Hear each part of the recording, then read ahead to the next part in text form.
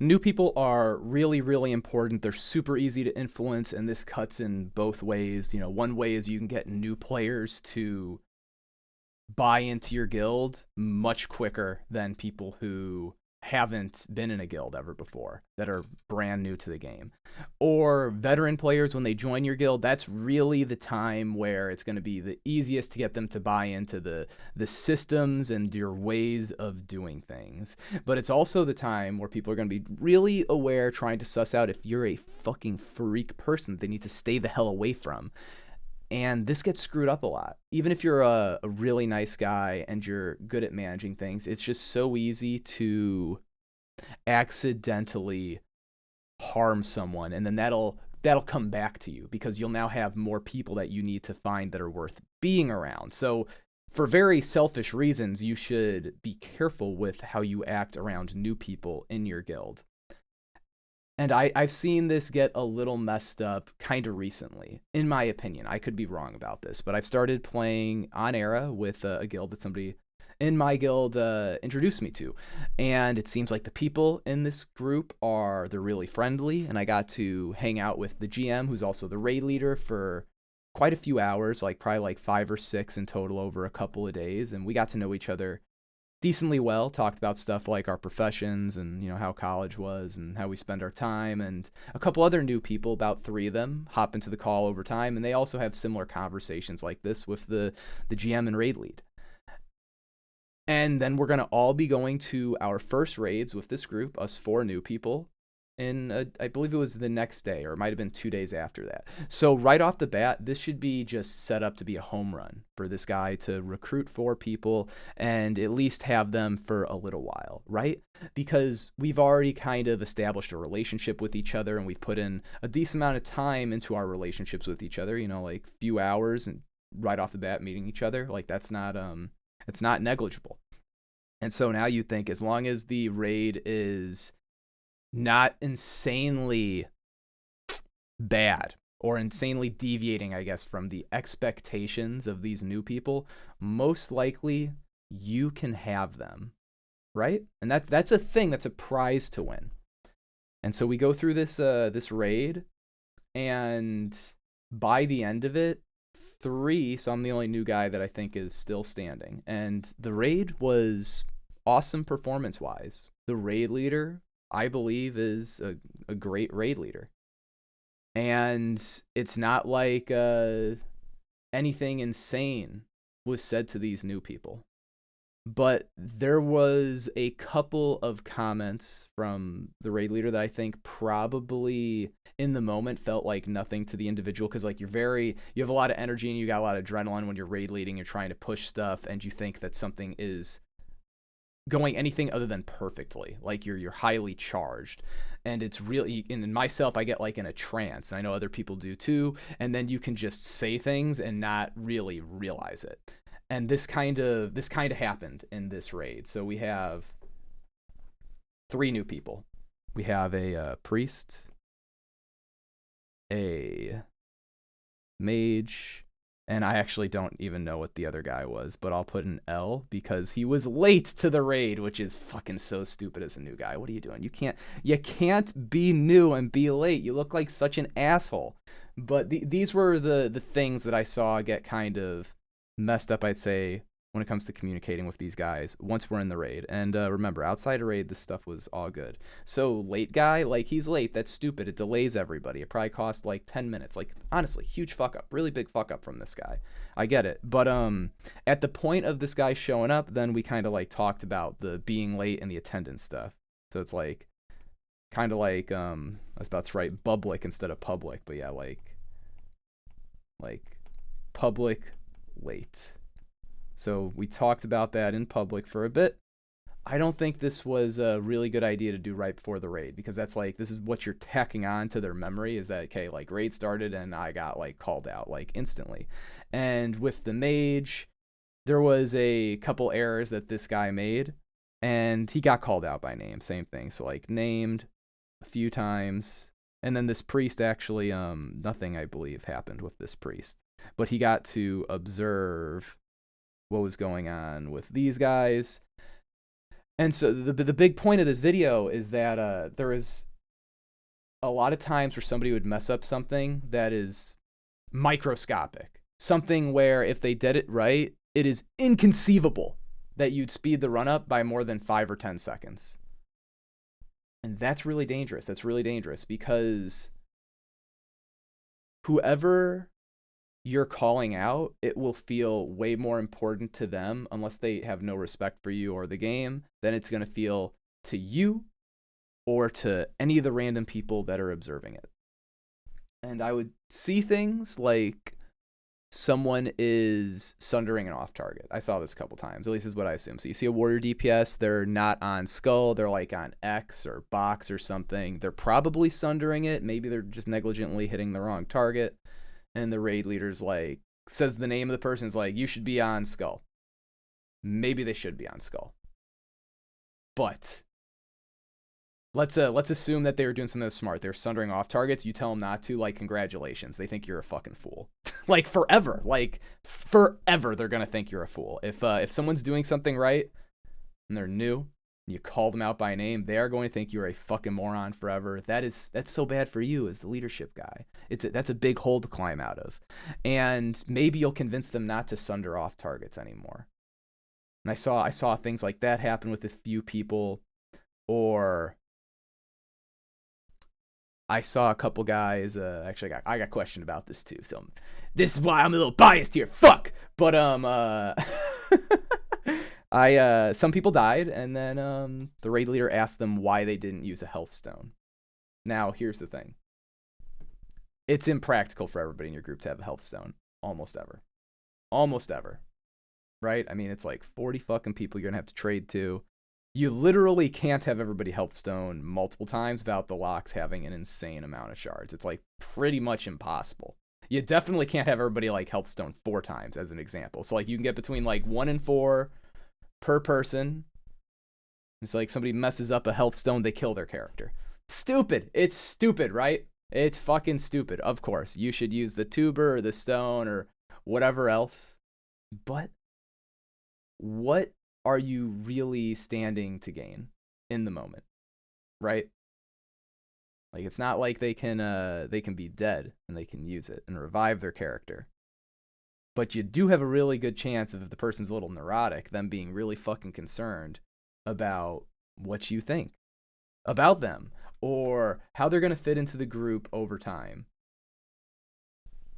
Everybody, in my opinion, is really concerned with how they feel their status is in the guild. So we can write down things that are important to people. I think the biggest one is how they feel their social status is. You know, do they feel respected? Do they feel safe? Do they think that they're going to get fucked with in a way that doesn't make sense? Maybe another big one would be, of course, raid success. Now, I think a lot of people, what they end up thinking is, well, you know, in the case of raid success, if I don't call people out, then how will they know to get better? And I think that this is a mistake, because if you tell people in private, you have a lot more tools with language to actually say it in a way that gives them the info they need and in a way that they're going to like to hear it. Whereas you got to be really brief. You know, you got to be real terse when you're dealing with people in raid. And you're also probably emotional in raid. And this raid success thing, you got to be careful, because if this causes a problem with recruitment, and this happens all the time, recruitment, then, you know, it feeds back into your raid success and lowers it.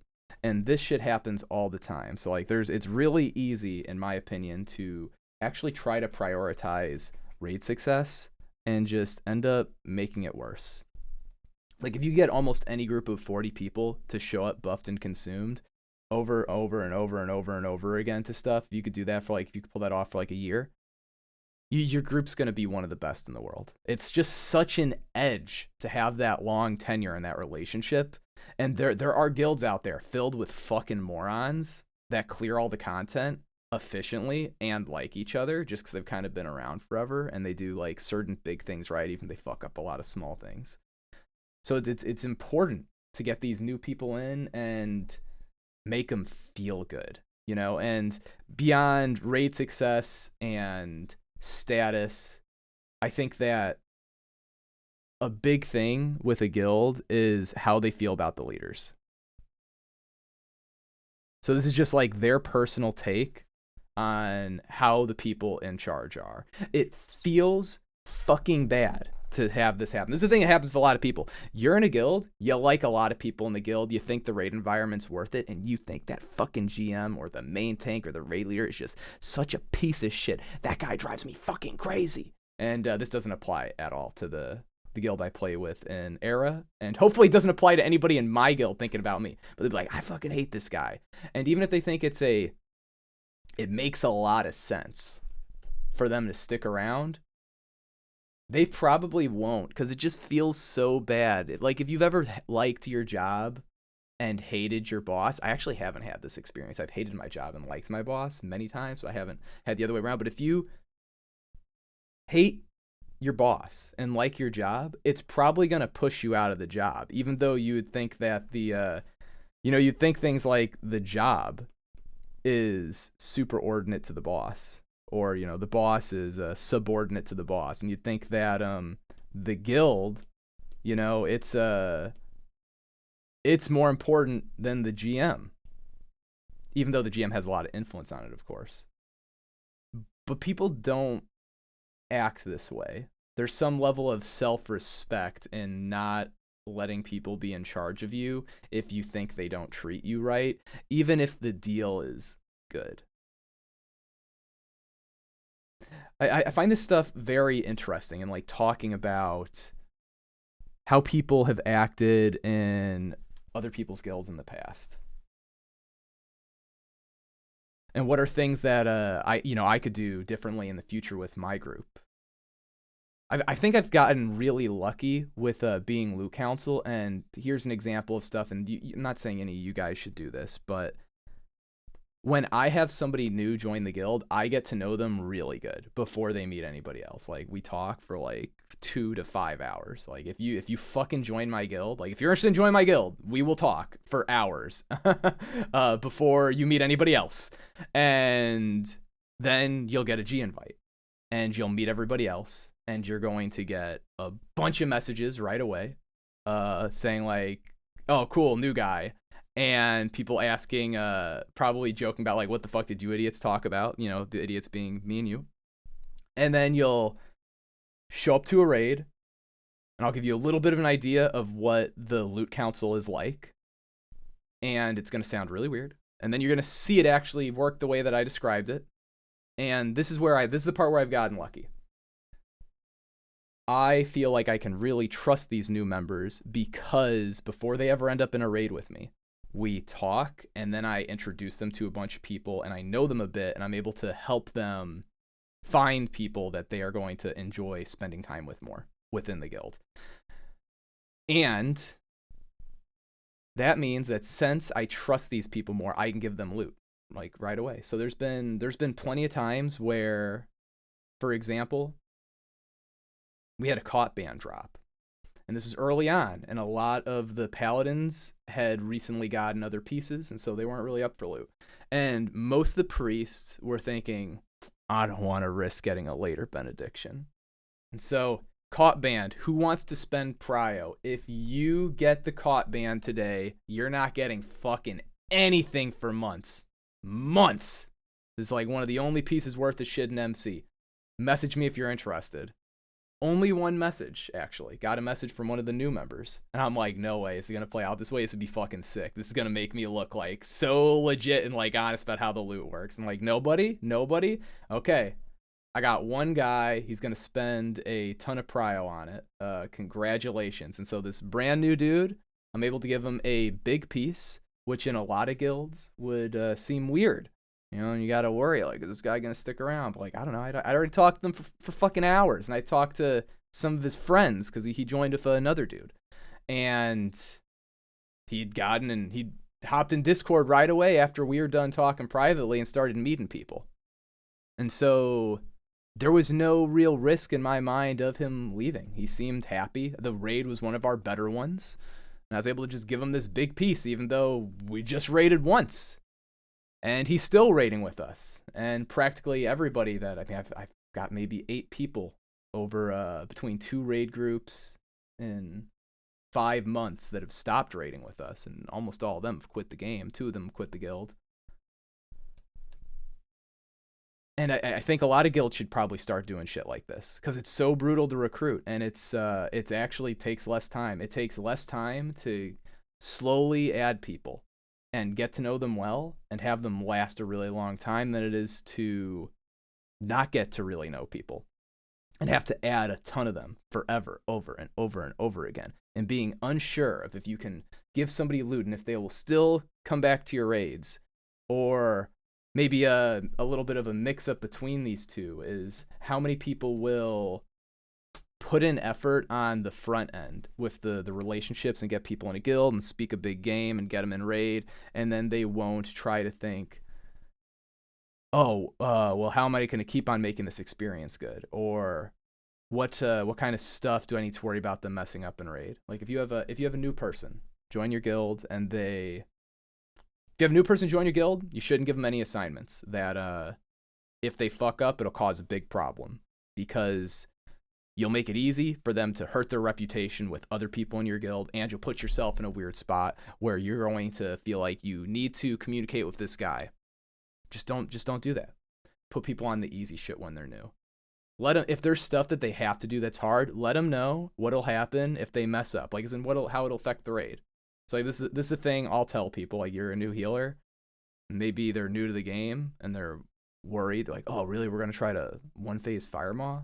Like, I'm new. What if I mess up and I'll kill my whole group? I'm like, well, if you screw up and you don't do AoE healing, maybe your whole group will die, and maybe someone will be annoyed and they'll message me, and I'll tell them that they'll have a different healer in their group next week, and they'll forget about it by then, and I won't care as long as, just maybe a couple weeks after that, you're doing things right. It's not that big of a deal. And you can just explain to people how come the relationship with them is important to you. Be like, well, like, I'd much rather you have a couple bad weeks and like hang out in Discord with us and then start having good weeks and be around forever than, maybe you fuck up and I could find somebody better. But I don't have infinite time to go meet people, and it feels shitty to get a connection to you and kick you out.